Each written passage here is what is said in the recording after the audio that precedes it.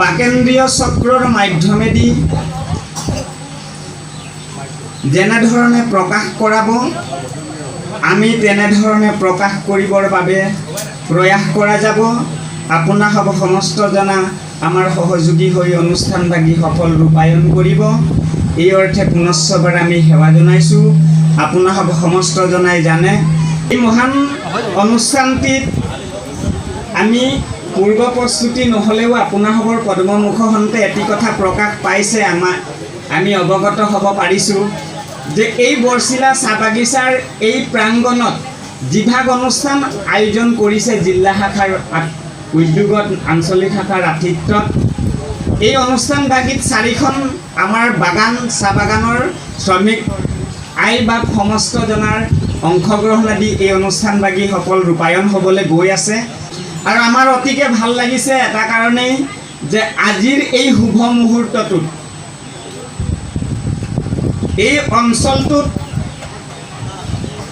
ভগৱন্তৰ নিৰ্গুণ ব্ৰহ্মৰ গুণনাম লীলা চৰিত্ৰ কথন চৰ্চনত আমি মহা অধমে অংশীদাৰীকে হ'ব পাৰিম। আৰু অংশীদাৰী হ'বলৈ আপোনাসৱে যিকণ আমাক সুবিধা দিলে তাৰ বাবে সমস্ত জনাৰ চৰণত আমি কৌটি কৌটিবাৰ সেৱা জনাইছোঁ। সেইবাব সমস্ত শ্ৰীমদ ভাগৱত শাস্ত্ৰভাগী ব্যাখ্যাৰ আমন্ত্ৰণভাগী আমাৰ ওচৰলৈ যোৱাৰ লগে লগে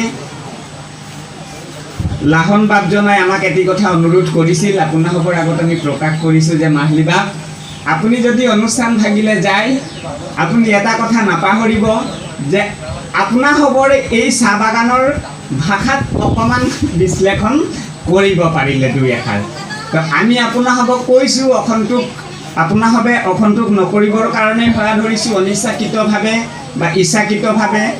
অৱশ্যে আপোনাসৱে এটা কথা সুন্দৰভাৱে জানে যে আমি চাহ বাগানৰ পৰিৱেশৰ মাজতেই ডাঙৰ দীঘল হোৱা, চাহ বাগানৰ পৰিৱেশৰ মাজতেই আমি শিক্ষা দীক্ষা লাভ কৰি আমি আপোনাসৱৰ চৰণ সেৱা আদিৰ পৰা 50 বছৰ পূৰ্বৰে পৰা যিটো সময়ত আমাৰ ককা শ্ৰীমন্ত শংকৰদেৱ সংঘৰ একান্ত সেৱক আছিল, তদনুৰূপ পিতৃয়ে এই অনুষ্ঠানটিৰ যোৰহাট জিলা শাখাৰ সদস্য পদত অধিষ্ঠান কৰি তেখেতেও সেৱা আগবঢ়ালে। আৰু সেইসকল বৰেণ্য ব্যক্তিৰ সান্নিধ্যত আমি ডাঙৰ দীঘল হোৱাৰ বাবে হয়তো আজি আপোনাসৱৰ চৰণ সেৱা কৰিবৰ কাৰণে আমি আগবাঢ়ি আহিবলৈ সেই শক্তিখন সামৰ্থ্যকণ আপোনাসৱে আমাক দিছে প্ৰভু ভগৱন্তৰ মাধ্যমেদি, আপোনাসৱৰ চৰণৰ মাধ্যমেদি। আৰু এইবাবে আমি পৰম সুখী যে আমাৰ চাহ বাগানৰ শ্ৰমিক বাপাইসকলক পালে আমি পৰম আনন্দিত এইটো কাৰণেই হওঁ যেহেতু আমাৰ চাহ বাগান অঞ্চলবিলাক সদ্যহতে আৰ্থিক দিশত অতি পাছপৰা, শিক্ষা দীক্ষাৰ ক্ষেত্ৰতো যথেষ্ট পাছপৰা। সেই পৰিৱেশৰ মাজৰ পৰাই আমি উত্তৰণ হৈ আপোনাসৱৰ চৰণ সেৱা কৰিবৰ কাৰণে আপোনাসৱে আমাক আগবঢ়াইছে। অনিচ্ছাকৃতভাৱে আমাৰ ভুল হোৱাটো স্বাভাৱিক। শিক্ষাগত অৰ্হতাৰ ফালৰ পৰাও যথেষ্ট শিক্ষাগত অৰ্হতা মানদণ্ড সাংবিধানিক শব্দৰ ভাণ্ডাৰ উপযুক্ত জ্ঞান অৰ্হতা অধ্যয়নশীল ব্যক্তিৰ মাধ্যমেদি এই অগাধ কল্পটোৰ মহাস্ত্ৰভাগ ব্যাখ্যা কৰা যায়। আমাৰ ঠিক তেনেধৰণে অৰ্হতাও নাই। আপোনাসৱৰ চৰণত আমি ক্ষমা প্ৰাৰ্থী হৈছোঁ। আপোনাসৱে আমাক ক্ষমা কৰিব। আমি যি সীমিত জ্ঞানেৰে আপোনাসৱৰ আগত প্ৰমুখ কৰি এই সমস্ত পৰিৱেশটোক উপকৃত হোৱাকৈ শ্ৰীমদ ভাগৱত পুৰাণৰ সূৰ্য শাস্ত্ৰৰ পৰা আমি মংগলাচৰণৰ পদবন্ধে আমি আলোচনা কৰিম। আপোনাসৱে আমাৰ ভুলখিনি শুধৰাই যাব। অজ্ঞানবশত হোৱা ভুলৰ পৰা আমাক ক্ষমা দৃষ্টি কৰিব, ভাই ভাতৃ বুলি আমাক ক্ষমা দিব। এই শ্ৰীমদ ভাগৱত শাস্ত্ৰখানি পূৰ্বই নাৰায়ণে ব্ৰহ্মাৰ আগত চতুশ্লোকত বৰ্ণনা কৰিছে। আপোনাসৱে সমস্তজন বিদিত মহাভাগৱত স্বৰূপ।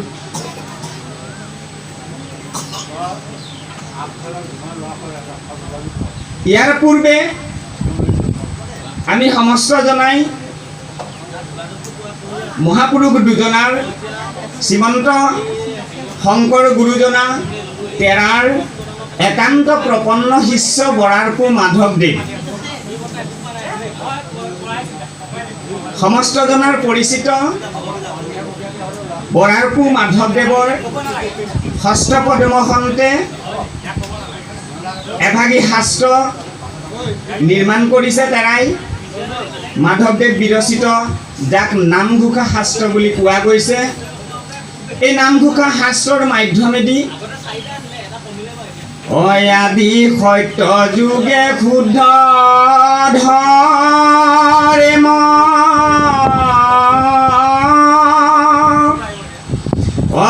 আছিলে কমাত্ৰ হৰি নাম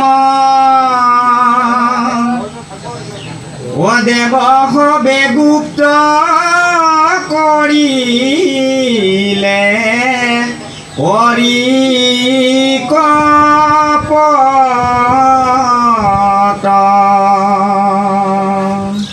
হেন হৰি নাম ব্যক্ত কৰি সমস্ত লোকক উদ্ধাৰিলা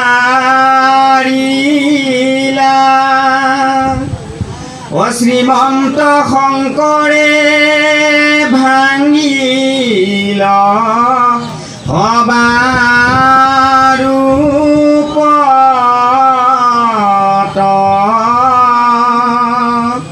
শ্ৰীমন্ত শংকৰে ভাঙিল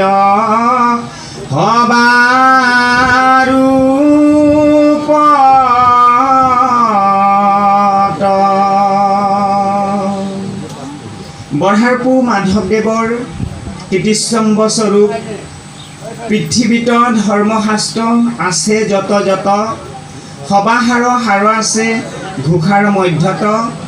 এই ঘোষা শাস্ত্ৰৰ মাধ্যমেদি আজিৰ পৰা 536 বছৰ পূৰ্বে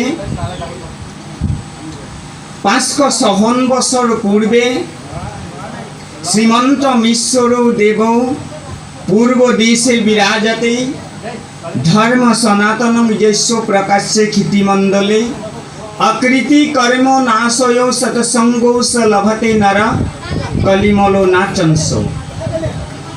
আজিৰ পৰা 576 বছৰ পূৰ্বে ভাৰতৰ পূব প্ৰান্তত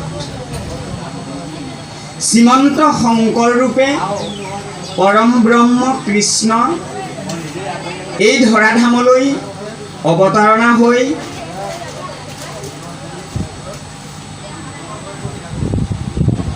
মানবাৰ অৱতাৰ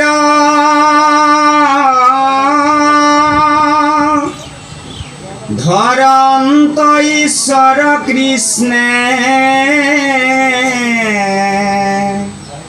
হৰিবাৰ পৃথিৱীৰ ভাৰ অন্তৰ্জাতি পতিতৰ তাৰণ কাৰণ হেতু এইবাৰ ভৈলা হায় অৱতাৰ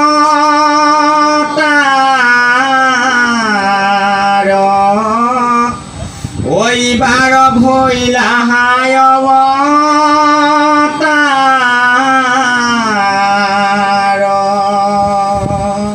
পূৰ্ণ ব্ৰহ্ম ভগৱন্তই যিমানবাৰ পৃথিৱীৰ ভূভাৰৰ হৰণৰ অৰ্থে অৱতাৰণা কৰিছে,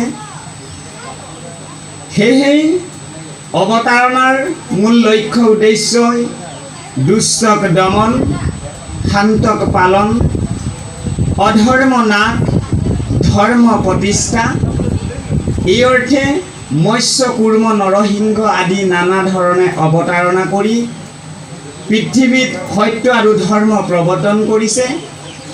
কিন্তু আজিৰ পৰা 576 বছৰ পূৰ্বে মহাপুৰুষ শ্ৰীমন্ত শংকৰদেৱ ভাৰতৰ পূব প্ৰান্তত নগাঁও জিলাৰ বটদ্ৰৱা গ্ৰামে অৱতাৰণা কৰি মহাপুৰুষ মাধৱদেৱৰ কীৰ্তিস্তম্ভ শাস্ত্ৰ নামঘোষাই বিদিত কৰা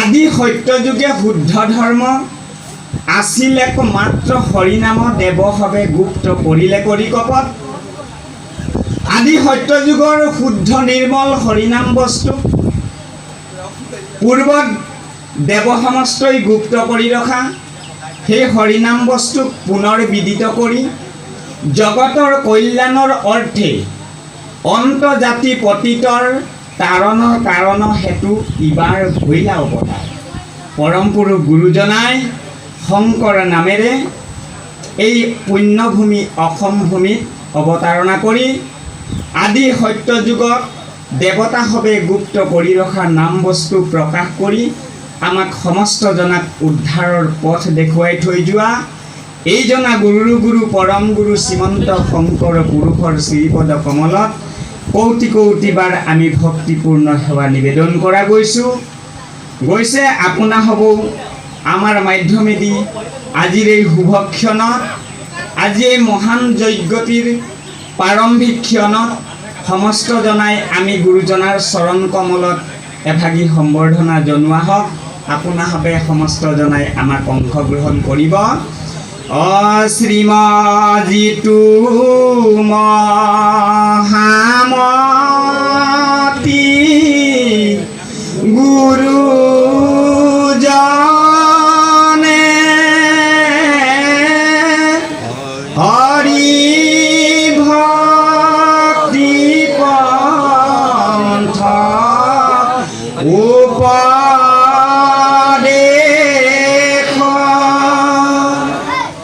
দিয়া দুসময় সংসাৰ ৰপাৰ কৰে হেনয় পৰম গুৰুৰিণ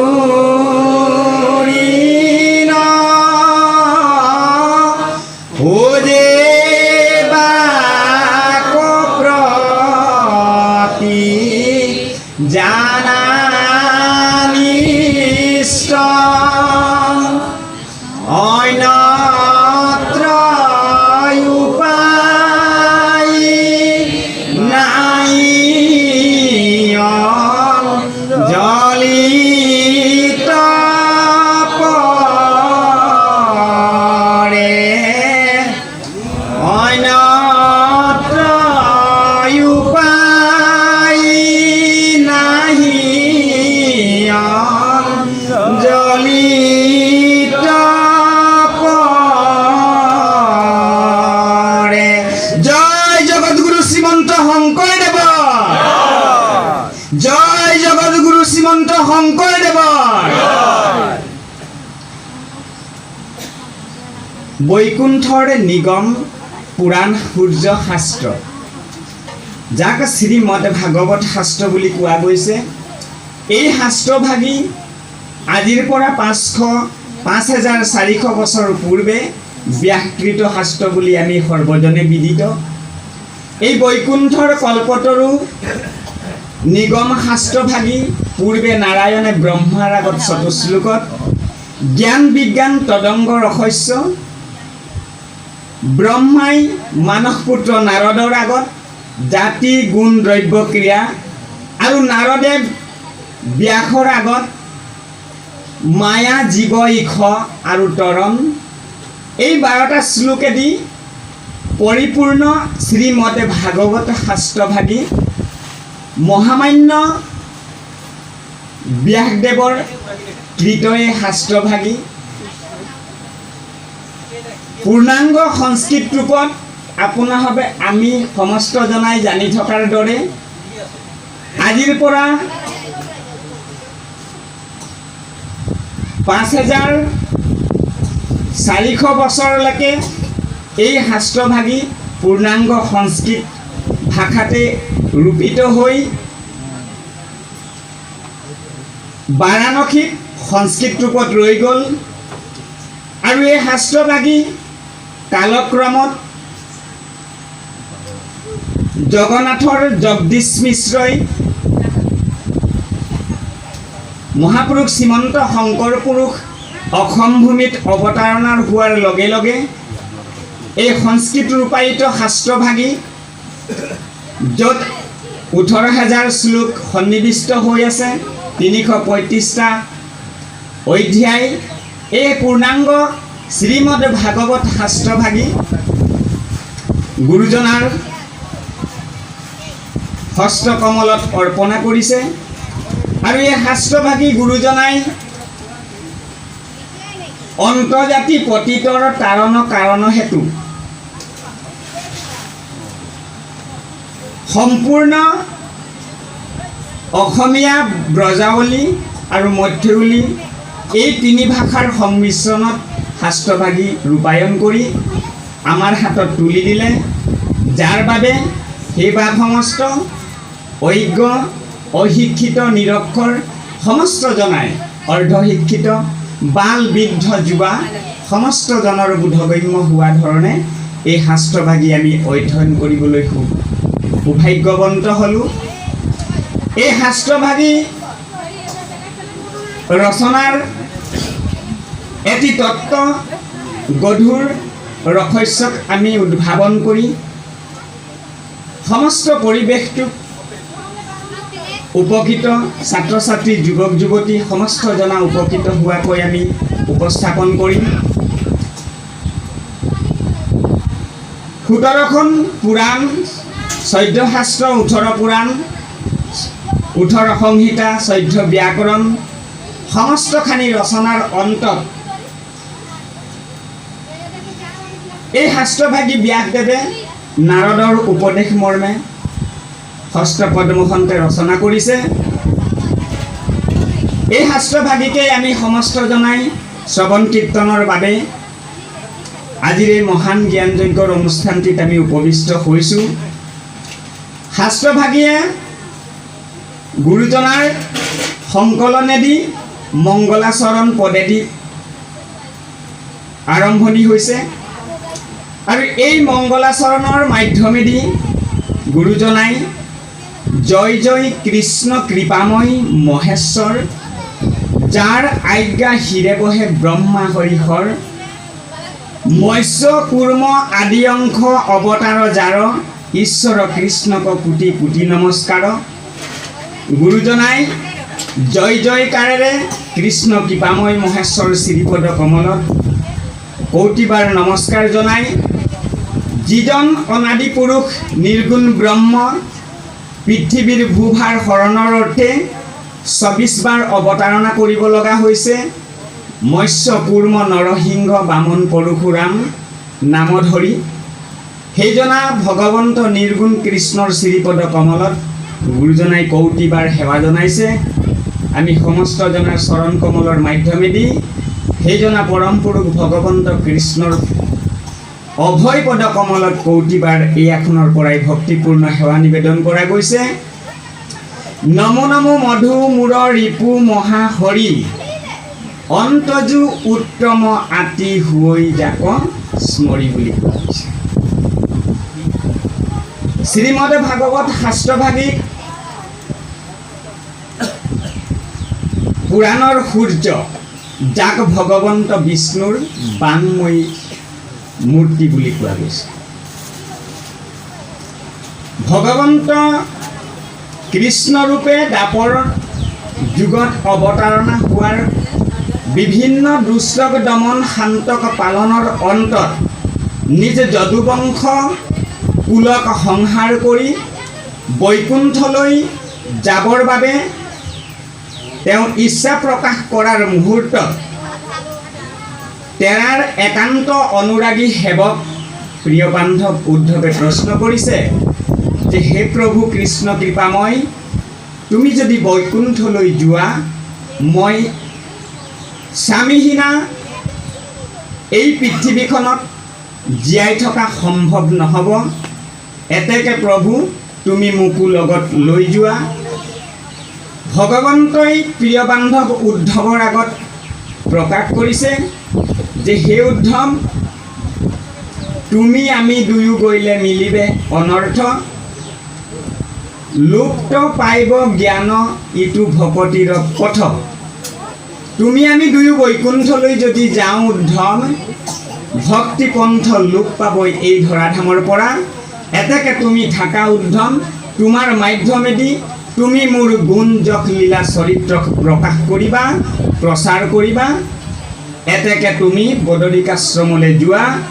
এই ধৰণে ভগৱন্তৰ পদ্মমুখহন্তে সিদ্ধান্ত এটি পাই লগে লগেই ভগৱন্তক প্ৰশ্ন কৰিছে, প্ৰভু তুমি বৈকুণ্ঠলৈ যাবা, কিন্তু মই তোমাক অধমে কেনেধৰণে লগ পাম? উদ্ধৱ মহাজনৰ মহামান্য উদ্ধৱৰ মনৰ সংশয় ছেদৰ বাবে ভগৱন্তই নিজ পদ্মহন্তে প্ৰকাশ কৰিছে যে হে উদ্ধৱ, তুমি চিন্তা নকৰিবা, মই বৈকুণ্ঠলৈ যাম, কিন্তু মই বৈকুণ্ঠলৈ এইবাৰ নাযাওঁ নহয় উদ্ধৱ। মই এইবাৰ শ্ৰীমদ ভাগৱত সমুদ্ৰত প্ৰৱেশ কৰিম আৰু সকলো সময়তেই তুমি মোক মহাভাগৱত শাস্ত্ৰৰ মাধ্যমেদি তুমি মোক তোমাৰ চাতুৰ দৰে সকলো সময়তে তুমি পাই থাকিবা। তিৰুধায়ু প্ৰবিষ্টু হয়ম শ্ৰীমদ ভাগৱতাৰ নৱম, তেহ্নয়ো বাংময়ো মূৰ্তি প্ৰত্যক্ষা বৰ্ততে হৰে, সেৱনাথ শ্ৰৱণাথ পাঠাত দৰ্শনাথ পাপ নাশি। এই শ্ৰীমদ ভাগৱত শাস্ত্ৰই সিদ্ধান্ত দিছে, ভগৱন্তই পদ্মমুখহন্তে সিদ্ধান্ত দিয়া এই আপ্ত বাক্যখিনি ভাগৱতৰ মাধ্যমেদি আমি সমস্ত জনাই জানিব পাৰিছোঁ এনেধৰণে, তেহ্নয়ো বাংময়ো মূৰ্তি প্ৰত্যক্ষা বৰ্ততে হৰে, সেৱনাথ শ্ৰৱণাথ পাঠাত দৰ্শনাথ। এই চাৰিটা মাধ্যম দিছে। এই চাৰিটা মাধ্যমৰ যোগেদি মাধ্যমেদি জীৱই ভগৱন্তৰ অনুগ্ৰহ প্ৰাপ্ত কৰিব পাৰে। এই জীৱসমূহৰ কল্যাণৰ অৰ্থে এই শ্ৰীমদ ভাগৱত শাস্ত্ৰ দৰ্শন, শ্ৰৱণ, কীৰ্তন আৰু সেৱন, এই চাৰিটা মাধ্যম জীৱসমূহৰ বাবে ভাগৱত শাস্ত্ৰৰ মাধ্যমেদি পৃথিৱীলৈ অৱতাৰণা কৰিলে। এই শাস্ত্ৰভাগী আমি শ্ৰীমদ ভাগৱত বুলি কোৱা গৈছে। ভা শব্দটোৱে কৈ আছে ভা কাৰং ভাবুকাংগেয়। এই শ্ৰীমদ ভাগৱতে ভা কাৰং ভাবুকাংগেয়, গ কাৰং জ্ঞানম উদ্ভৱম, ও কাৰং বৈষ্ণৱ জ্ঞানম, ত কাৰং তত্ত্বদৰ্শনম। ভাটোৱে কৈ আছে যে ভাগৱতখন পঢ়ক আৰু ভাবিবলৈ আৰম্ভ কৰক। যেতিয়াই ভাগৱতখন অধ্যয়ন কৰিব পুণ্যৱন্ত নৰে আৰু ভাগৱতৰ সম্বন্ধীয় যিখিনি কথা সন্নিৱিষ্ট হৈ আছে, ভাগৱতত ভগৱন্তৰ বাংময় মূৰ্তি, এই শ্ৰীমদ ভাগৱত শাস্ত্ৰভাগিক ব্যাকৃত শাস্ত্ৰভাগিক ভগৱন্তৰ গুণ লীলা যশ কীৰ্তন সন্নিৱিষ্ট হৈ আছে। কাৰ মাধ্যমেদি? ব্যাসদেৱৰ মাধ্যমেদি।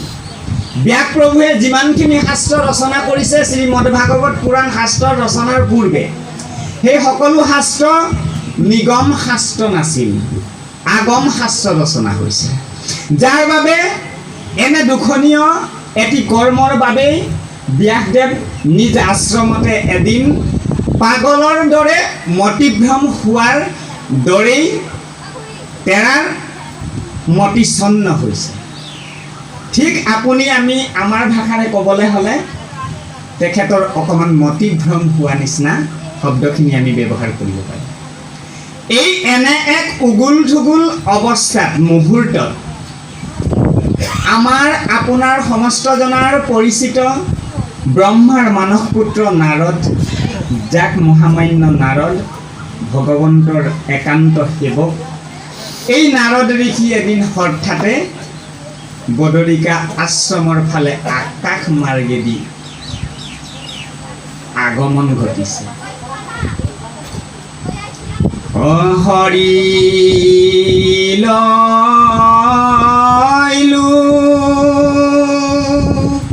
হৰি লয়লো,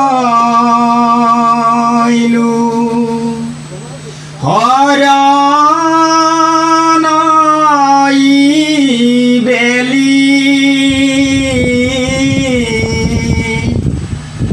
মই অধম কপাৱে নেপেলাইবা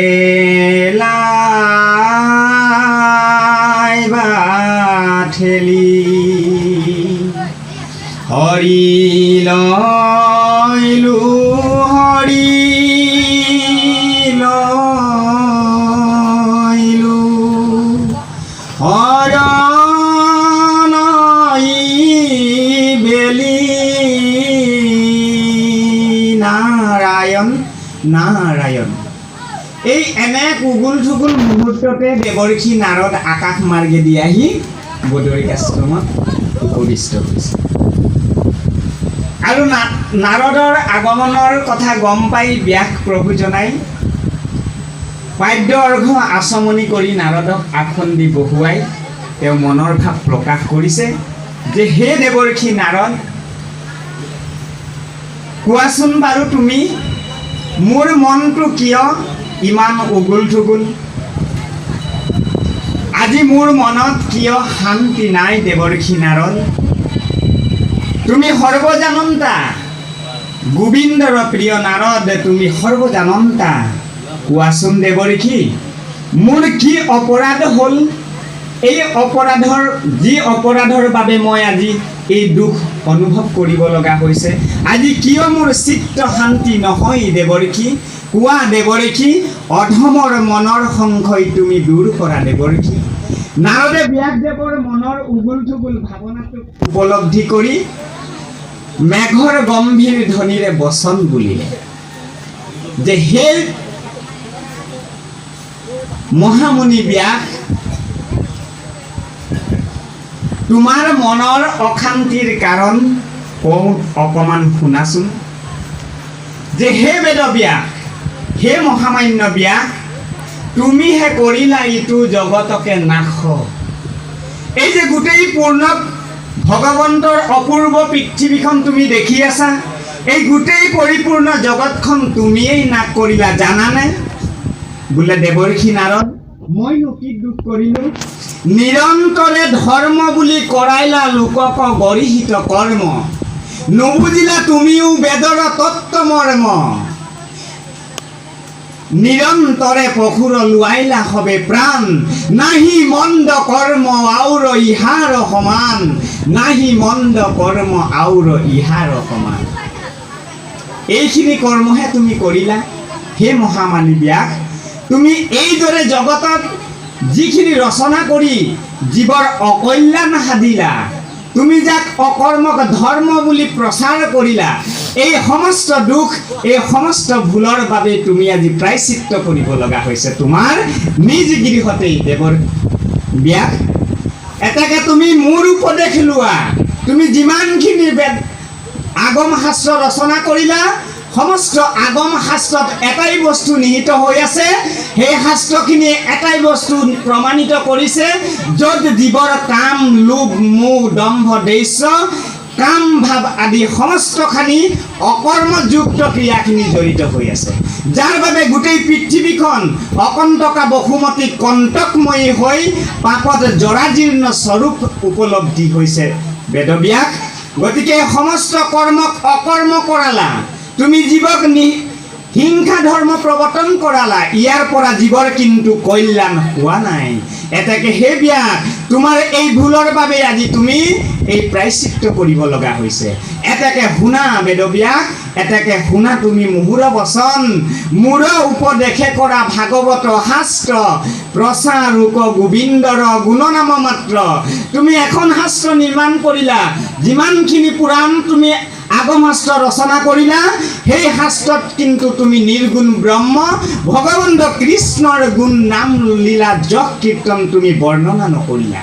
তুমি তুমি হেন কৰা ভগৱন্ত নিৰ্গুণ ব্ৰহ্মৰ লীলা গুণ যশ চৰিত্ৰ কীৰ্তনত সন্নিবিষ্ট কৰি মূৰ উপদেশে কৰা ভাগৱত শাস্ত্ৰ প্ৰচাৰক গোবিন্দৰ গুণনাম মাত্ৰ। মোৰ উপদেশ মতে তুমি এই মত ভাগৱত শাস্ত্ৰ ৰচনা কৰি তুমি শাস্ত্ৰত ভগৱন্ত কৃষ্ণৰ গুণ লীলা যোগ ক্ৰিয়া তুমি সন্নিবিষ্ট কৰি জগতত প্ৰচাৰৰ অৰ্থে জগতৰ কল্যাণৰ অৰ্থে এই শাস্ত্ৰভাগী তুমি ৰচনা কৰা।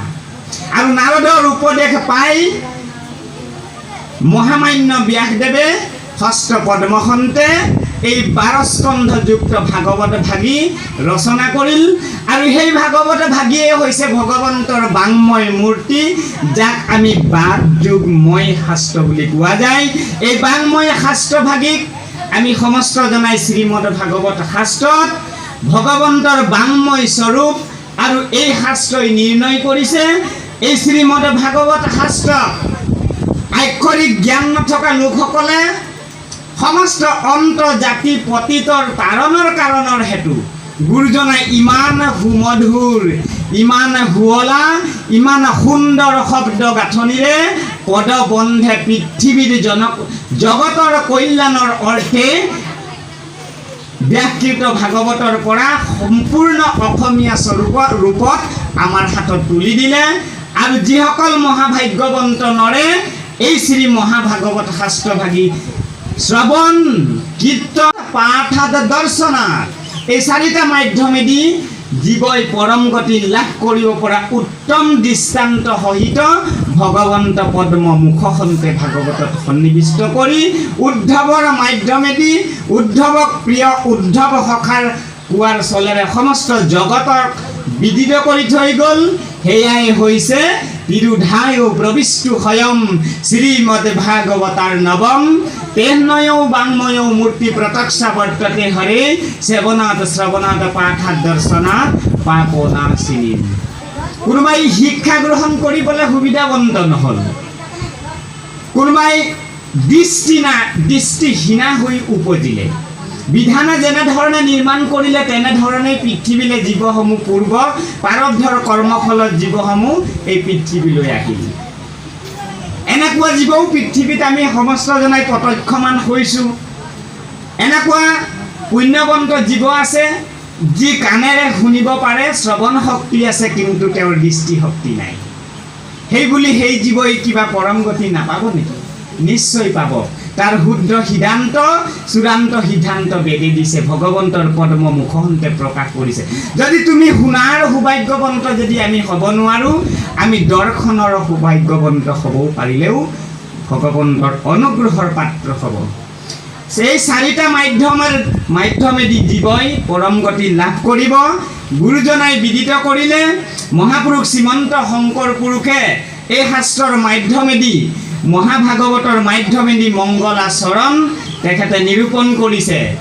আৰু এই মংগলাচৰণত আমি সমস্ত জনাই শ্ৰৱণ কৰিছোঁ যে নমো নমো মধুমূৰ ৰিপু মহাহৰি অন্তজী উত্তম আতি হৈ যাকস্মৰি। এইটোৱেই গুৰুজনাৰ মূল লক্ষ্য আৰু উদ্দেশ্য আছিলে। আমি সমস্ত জনাই জানো এটা অন্তজু জাতি, যিটো জাতিক সমাজত নিচহীন বুলি বিবেচনা কৰা জাতিটোৰ নামেই হৈছে অন্তজু জাতি। হয় না এগৰাকী কৃষ্ণ? এই অন্তজু জাতিও হৰিক ভজনা কৰি উত্তম গতি লাভ কৰিব পৰা সিদ্ধান্ত ভাগৱতে দিছে। এই অন্তজু জাতিৰ এগৰাকীৰ আইৰ কথা আপোনালোকে জানে, যাক আমি চাণ্ডালিনী বুলি জনা যায়। এই চাণ্ডালিনী অন্তজু জাতিৰ এগৰাকী ভাৰ্যা আছিল। নাৰদক মেঘৰ গম্ভীৰে চাণ্ডালিনীয়ে নাৰদৰ মনৰ সংশয়টো দূৰ কৰিবৰ কাৰণে প্ৰকাশ কৰিছে, হে দেৱৰ্ষি নাৰদ, তুমি সমস্ত জানন্তা দেৱৰ্ষি, ভগৱন্তৰ প্ৰিয় একান্ত তুমি সেৱক গোবিন্দৰ প্ৰিয়। নাৰদ, মই চাণ্ডালিনী, কিন্তু মই চাণ্ডালিনী হ'লেও তুমি সমস্ত জানা, কিন্তু মোৰ মুখেদি তুমি ব্যক্ত কৰাব খুজিছা, নহয়নে? পৰম ঈশ্বৰ দেৱ সংসাৰতে হাৰ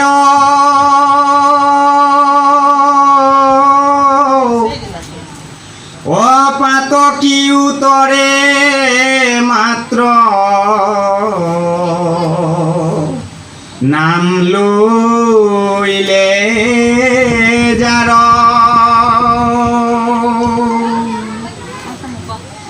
অহেনয় কৃষ্ণ কতে যিটো আন দেৱতাক পূজ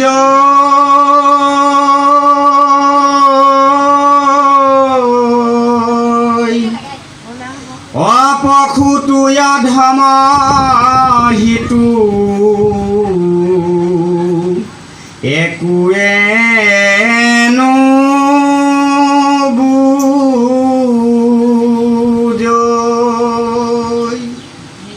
কুকুৰক খাই যিটো মহাম্লেশ জাতি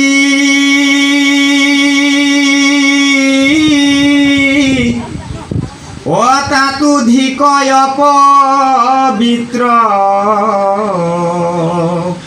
সিটো মহাপাপী।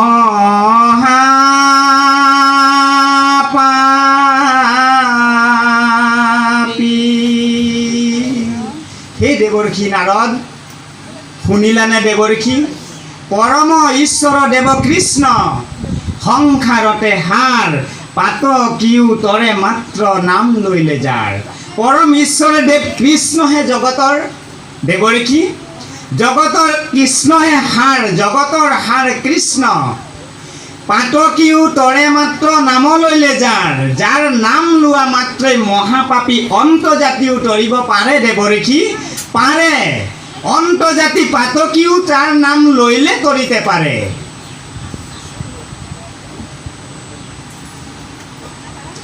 সেইজনা পৰম পুৰুষ অনাদি অনন্ত ভগৱন্ত কৃষ্ণক তেজি। হে দেৱৰ্ষি শুনাচোন, সেইজনা পৰম পুৰুষ কৃষ্ণ ভগৱন্তক এৰি যিটো আন দেৱ পূজয় পখুটো অধম হিতু একোৱে নুবুজয়। এতিয়া বুজিলানে দেৱৰ্ষি? বোলে চাণ্ডালিনী, এইটোৱেই মূল ৰহস্য নেকি? হয় দেৱৰ্ষি, এইটোৱেই বেদৰ তত্ত্ব ৰহস্য। কৃষ্ণ এক দেৱ দুখহাৰী, কাল মায়াদিৰো অধিকাৰী। কৃষ্ণ বিনে শ্ৰেষ্ঠ দেৱ নাহি নাহি আৰ। মহাপুৰুষ মাধৱদেৱৰ, মহাপুৰুষ গুৰুজনাৰ একান্ত শিষ্য বৰাৰপু মাধৱদেৱে তেৰাৰ অপূৰ্ব কীৰ্তিস্তম্ভ শাস্ত্ৰ নামঘোষাৰ মাধ্যমেদি ঘোষণা কৰিলে। সমস্ত জগতবাসীৰ কল্যাণৰ অৰ্থে ঘোষণা কৰি থৈ গ'ল, কৃষ্ণ এক দেৱ দুখহাৰী। সমস্ত দিশৰ পৰা জীৱই উদ্ধাৰ হ'বৰ কাৰণে এজনেই দেৱ আছে, সেইজনেই হৈছে কৃষ্ণদেৱ। চাণ্ডালিনীৰ মুখে এনে এক অপূৰ্ব দৃষ্টান্ত, পৰম সত্য দৃষ্টান্ত স্কৰ্ণাগত হোৱাৰ পাছত দেৱৰ্ষি নাৰদে, আপোনাভাৱে আজি কৰিলেনে নাই নাজানো, ভাগৱত শোভাযাত্ৰাৰ সময়ত আমি যে যিধৰণে পৰিদৰ্শন ভাগৱত ভাগ কৰা হয়, ঠিক তেনেধৰণে পৰিদৰ্শন কৰিলে দেৱৰ্ষি নাৰদে। চাণ্ডালিনীক দেৱৰ্ষি নাৰদে হৰি স্মৰি প্ৰদক্ষিণ কৰি জৈত আছে ভক্তগণ তৈকে লাগি গইলা চলি। প্ৰদক্ষিণ কৰি 3 হাতবাৰ চাণ্ডালিনীক দেৱৰ্ষি নাৰদে ভগৱন্তৰ গুণনাম লীলা চৰিত্ৰ কীৰ্তন কৰি তেওঁ আকাশ মাৰ্গেদি গমন কৰিলে। আৰু চাণ্ডালিনীক দেৱৰ্ষি নাৰদে প্ৰশংসা কৰিলে, ভূয়সী প্ৰশংসা কৰিলে। অ ধন্য ধন্য চাণ্ডালিনী মতি তই উত্তম,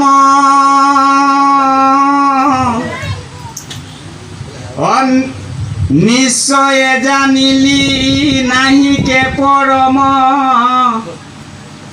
এ ধন্য ধন্য চাণ্ডালিনী মতি ধন্য ধন্য চাণ্ডালিনী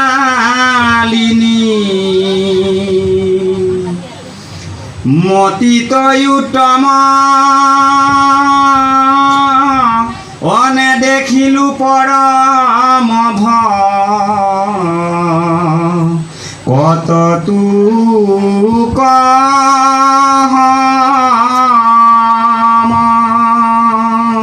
হে চাণ্ডালিনী, তুমি ধন্য, তুমি ধন্য চাণ্ডালিনী, তোমাৰ মতি উত্তম।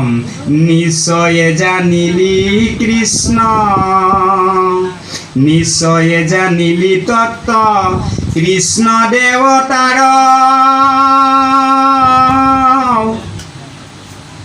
অতুক দৰ্শনে ভয়লো আমিও উদ্ধাৰ। তুমি ভগৱন্ত নিৰ্গুণ কৃষ্ণৰ গুণ নাম লীলা যশক তুমি ৰহস্য বিভূতি সমে তুমি জানিলা চাণ্ডালিনী। আৰু তুমি ভগৱন্তৰ একান্ত সেৱক অনুৰাগী। তোমাৰ দৰ্শনে আমিও শুদ্ধ হইলো চাণ্ডালিনী। আমি তোমাৰ দৰ্শনে আমিও ভইলো পবিত্ৰ। তীৰ্থকো পবিত্ৰ কৰে ইটো কোনো চিত্ৰ। যে যিমানখিনি তীৰ্থস্থান আছে, কাশী গয়া গংগা, গয়া কাশী বৃন্দাবন পুষ্কৰ পুলক সমস্ত তীৰ্থস্থানক কি পবিত্ৰ কৰিব চাণ্ডালিনী। তোমাৰ দৰ্শনৰ লগে লগে বোলে জগত পবিত্ৰ। তুহুৰ দৰ্শনে হুৱে জগত পবিত্ৰ, তুহুৰ দৰ্শনে হুৱে জগত পবিত্ৰ। মহাভাগৱত শাস্ত্ৰৰ মাধ্যমেদি ভগৱন্ত শ্ৰীমন্ত শংকৰ গুৰুজনাই প্ৰকাশ কৰিছে দৃষ্টান্ত সহিত যে দৈত থাকে মূৰ ভক্ত উদাৰ চৰিত্ৰ। কীট পতংগকো তথা কৰয় পবিত্ৰ। বিশ্ব বিনন্দীয়া পৃথিৱীখন যদিও মূৰ উদৰত আছে ব্ৰহ্মাণ্ড যতে, যদিও ভগৱন্তই নিজ পদ্মমুখন্তে বেকত কৰিছে, এই গোটেই বিশ্ব বিনন্দীয়া পৃথিৱীখন অনন্ত কোটি ব্ৰহ্মাণ্ডৰ অধিকাৰী মই যদিও ভকতৰ ধূলা পৰি পবিত্ৰ প্ৰত্যেক ও হৰি ঔ ৰাম। এইহেন আপ্তবাক্যক হিৰুগত হাৰুগত কৰি দেৱৰ্ষি নাৰদ ভগৱন্তৰ চৰণ ভক্ত সমৰ আশ্ৰমেলে তেওঁ পতাগমন কৰিলে। এই মহাভাগৱতৰ মাধ্যমেদি সমস্ত জগতৰ পাপী তাপী অন্তজু জাতি পৰ্যন্ত কৰি কেৱল নামত উদ্ধাৰ হোৱাৰ এটা ব্যৱস্থা ভগৱন্ত পুৰুষৰ শ্ৰীমন্ত শংকৰ গুৰু ত্ৰিভুৱন বন্দন দৈৱকী নন্দন। ত্ৰিভুৱন বন্দন দৈৱকী নন্দন, জুহৰি মাহাৰল কংখ। অজগজন তাহাৰণ দেৱ নাৰায়ণ, শংকৰ তাহাকেৰি অংশ, শংকৰ তাহাকেরি অংশ। আমাদের বাগানের গিলা কি বলে? শঙ্কর ধর্ম। তোরা তো শঙ্কর ধর্ম লেলি বলে, তোরা তো এখন আসমিয়া হয়ে গেলি লে। তবে এইটো আটাইতকৈ ডাঙৰ ভুল। আটাইতকৈ অশিক্ষিত নিৰক্ষৰ ভাগ্যক্ৰমেই হওক বিধাতা ক্ৰমেই হওক, কাৰণ ব্ৰহ্মাই 5টা বস্তু গৰ্ভতে লিখিছে, আমি সমস্তই জানো। জানো নে নাজানো? আয়ুষ্য কৰ্মস্য বৃতম বিদ্যা নিধমে বস্য, পঞ্চৱতানি সৃজন্তে গৰ্ভস্থ দেহিনাম। কিহৰ কাৰণে আমাৰ ইমান অশিক্ষিত আমাৰ অঞ্চলবিলাক, আমিও ভাবিবলৈ মানে অসমৰ্থ হৈ যাওঁ। আমাৰো তেনেকুৱাই অৰ্ধ হৈ গ'ল শিক্ষাটো, জানেনে? শিক্ষাটোৱেই অৰ্ধ হৈ গ'ল। চাগে ব্ৰহ্মাই কৰিছিলে তেনেকৈ, আমি BA পাছেই কৰিব নোৱাৰিলোঁ, থাকি গ'ল ফাইনেল ইয়েৰটো। আগতে 3 বছৰত BA পাছ কৰে, আমি ফাইনেল ইয়েৰ পৰীক্ষাটো দিয়াই নহয়। এইবিলাক ব্ৰহ্মাই কৰিছে। কোনে কৰিছে? যেনে তেনে যি ধৰণে য'ত প্ৰতিষ্ঠা হৈ নাথাকক, অন্তত কৃষ্ণক জানিলে জানিবাক নাই আন, আপোনাক চিনিলে চিনিবাক নাহি আন। আমাদের বাগানের গিলা কি বলে? তোরা তো এখন আসমিয়া ধর্ম লে লিলি, আমাদের ঘরে পানি খাবি জানো? তো আসমিয়া ধর্ম, কছাৰী ধৰ্ম, মিচিং ধৰ্ম, বড়ো ধৰ্ম, বাগানিয়া ধৰ্ম বলে কিবা ধৰ্ম আহে নেকি? কোনোখিনে তো এমন শাস্ত্ৰবেদ লিখা নাই। ব্যাসদেৱে যত শাস্ত্র রচনা করে গেল, 17 শাস্ত্র, উহার হেখান্ত এই মহাপুরাণ ভাগবত শাস্ত্রটা রচনা হয়েছে বলছে। তো এই শাস্ত্রেও তো কিছু বলছে না। এই ভাগবত শাস্ত্রই একটাই কথা মাত্র নিহিত আছে যে পৃথিবীত যিবিলাক আছে, পৃথিবীত যি আছে ভাগবতত আছে, পৃথিবীত যি নাই ভাগবতত নাই, আৰু ভাগবতত যি নাই পৃথিবীতো নাই। পৃথিবীত যি আছে ভাগবতত আছে, পৃথিবীত ভাগবতত যি নাই পৃথিবীত নাই। গতিকে এই পূৰ্ণাংগ পুৰাণৰ সূৰ্য ভাগৱত শাস্ত্ৰভাগী আমাক কৈ আছে যে কি কৈ আছে? গুৰুজনাই হস্ত পদ্মহন্তে আঁকিছে। এৰাম এক কৃষ্ণ দেৱ কৰিও কহেব ধৰিও তাহান নাম কৃষ্ণ দাস হুয়া প্ৰসাদ ভুঞ্জিয়া হস্তে কৰা টান কাম। শাস্ত্ৰই যিয়ে সিদ্ধান্ত দিছে জগতৰ কল্যাণৰ অৰ্থে মহাভাগৱতে যি দৃষ্টান্ত সহিত যি প্ৰতিচ্ছবি প্ৰতিফলিত কৰিছে গুৰুজনাই শাস্ত্ৰৰ মাধ্যমেদি জীৱৰ কল্যাণৰ অৰ্থে কৰিছে। এই জীৱসমূহ ভুল কাৰণবশত আজিৰ 2024 বৰ্ষতো ভুলবশত কিছুমান বামানয় শাস্ত্ৰৰ মাধ্যমেদি সমাজ ব্যৱস্থাবিলাক পৰিচালিত হৈ থকাৰ বাবে আজিও মানে বহু জীৱই এই মহাভাগৱত ধৰ্মৰ আশ্ৰয়লৈ আহিবৰ বাবে কুণ্ঠাবোধ কৰিব লগা হৈছে। আমাদের বাগানের গিলা তো বেশি উগদে নাই যাবি বাবা অপরাধী হবে বলে ভাগবত আইসে ভাগ ভাগ ঢুক ঢুক ঘরে ঢুকে দিতে রহে দরজাটা বন্ধ করে দিয়ে ভাগবত দেখলে তো ভাগবত দেখলে যদি তুই পর্দাটার আরেই ঢুকে যাবি দরজাটার ভিতরে লুকাই যাবি তবে ভাগবতের মাধ্যমে জীবই পরম গতি পাবে। ভগবন্তই তো ওইখানে ভাগবতের মাধ্যমে জীবই পরম গতি লাভ করবে বলছে। হয়তো শুনতে পারলো হবে টুকুনটা কইতে পারলো হবে রামকৃষ্ণ নহয় দর্শন করলে এইধারে কৃষ্ণ বলে করলেও হবে বলছে। চারটা মাধ্যম দিল, চারটা মাধ্যমের উত্তম মাধ্যমটাই হইল ভকতর সঙ্গ। ভকতের সঙ্গে জীবই পরম গতি লাভ করার যেটা উত্তম উপায় উদ্ধবের আগে ভগবন্তই প্রকাশ করে গেল।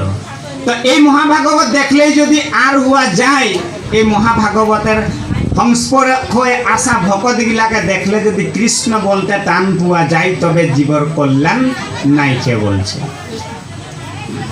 প্ৰথম অবস্থাত আমি এটা কথা জানি ল'ব লাগে, আমাৰ বাগানৰ অঞ্চলৰ মাজত আমি প্ৰায় আমি যাব লগা হ'লে ভাগৱত পৰ্যালোচনাৰ কাৰণে আমি গৈছোঁ। আপোনালোকে জানিলে সুখী হ'ব। এই যোৱাকালি এটা ফোন আহিছে, পৰম সুখী হ'ব। আপোনালোকে সুখী বাদ দিয়ক, তাৰ আগত পৰম সুখী হ'ব।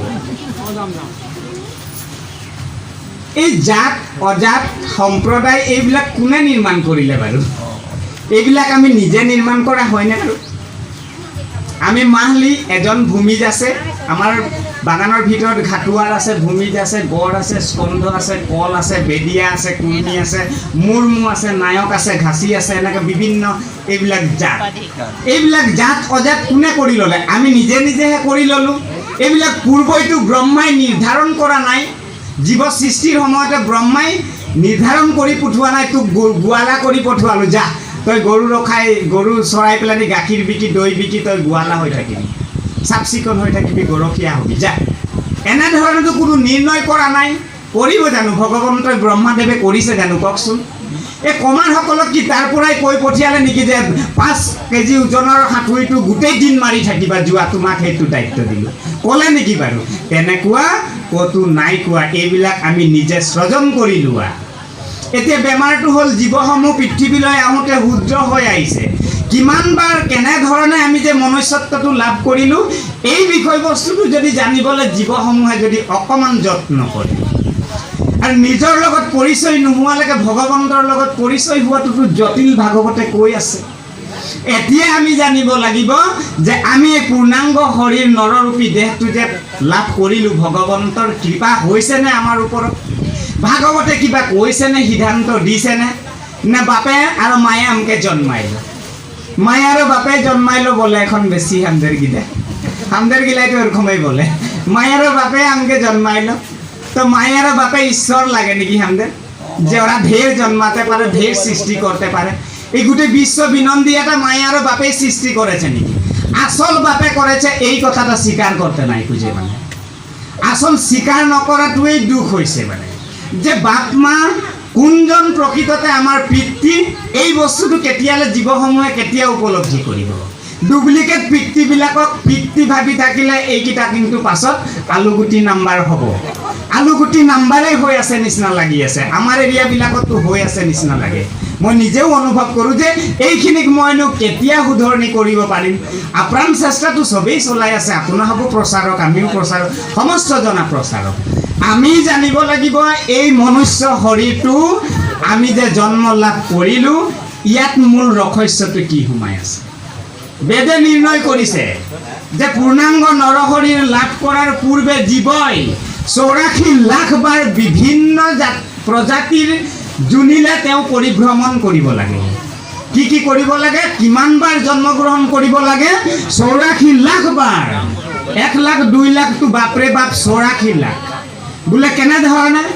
সাৱৰং বিংশতে লক্ষং, সাৱৰং বিংশতে লক্ষং জলজং নৰলক্ষকম কুৰ্মাস্য 10 লক্ষং 10 লক্ষং পশিনা চতুৰ্লক্ষং 300 লক্ষং পশুনাঞ্চৌ চতুৰ্লক্ষং বানৰা 2 লক্ষং অৰ্ধমানবা হিতাহিত জ্ঞান শূন্যা ততু মনুষ্যত্বং প্ৰাপ্য ততু কৰ্মাণি সাধয়েত। এই তত্ত্বটো আমি উপলব্ধি কৰিব লাগিব। এই তত্ত্বটো উপলব্ধি নকৰাৰ বাবেই আজিও বহুত ভুল আৰু ভ্ৰান্তিবিলাক সমাজ ব্যৱস্থাত হৈ আছে। মানে মই যে মানুহ, এই মানুহৰ স্বৰূপটো মোকনো কোনে দিলে? এনেধৰণে আধ্যাত্মিক দিশৰ প্ৰশ্নবিলাক আমাৰ মনৰ মাজত ভাৱৰ বুৰবুৰণি হ'ব লাগে। আমি নিজৰ লগত পৰিচয় হ'ব পাব লাগে। নিজক নিচিনিলে ভূপেন হাজৰিকাই কোৱা নিচিনা, তেখেতে গাই গৈছে বাৰু, এইটো ৰিপিট নকৰোঁ, বোলে নিজক নিচিনিলে বোলে ৰখাতলৈ যাব। আমি নিজে নিজে ৰখাতললৈ গুচি যাম।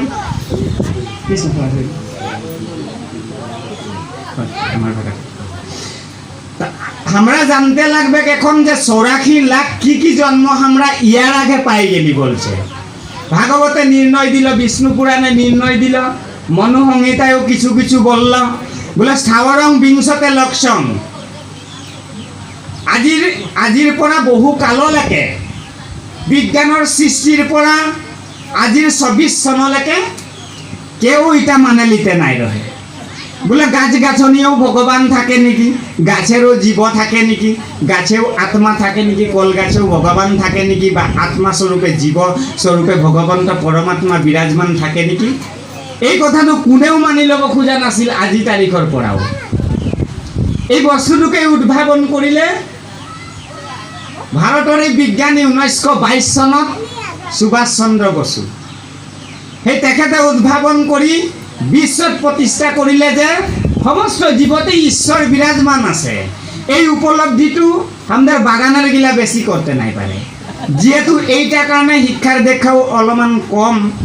তাতকেও একটা দুঃখের কথা, আমার ভাষারে বলতে গেলে এই যে অকমান আগে আমি বলে গেলি বামানয় শাস্ত্রগিলা স্বাহা ওম ক্রিং ব্রিং স্বাহা, এইটাই বেরবাদ করে আছে এরকম লাগছে। তো হাঙ্কি এই বস্তুটাহে বেরবাদ করছে। এই বামানয় শাস্ত্রখিনি নাশাত কৰিবৰ বাবে, নাশাত কৰিবৰ কাৰণে আজিৰ পৰা কিমান হাজাৰ বছৰ পূৰ্বে বাৰু বামন অৱতাৰটো লৈছিলে ভগৱন্তই। এইটোতো আমি কোনেও নজনা নহয়।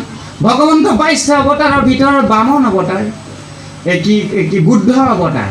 বুদ্ধ অৱতাৰে বেদ পথ কৰিছন্ন, বামানয় শাস্ত্ৰমোহী আছে সৰ্বজন। আমি সমস্ত জনাই নাগাওঁ জানো? বুদ্ধয় অৱতাৰ ভৈলা,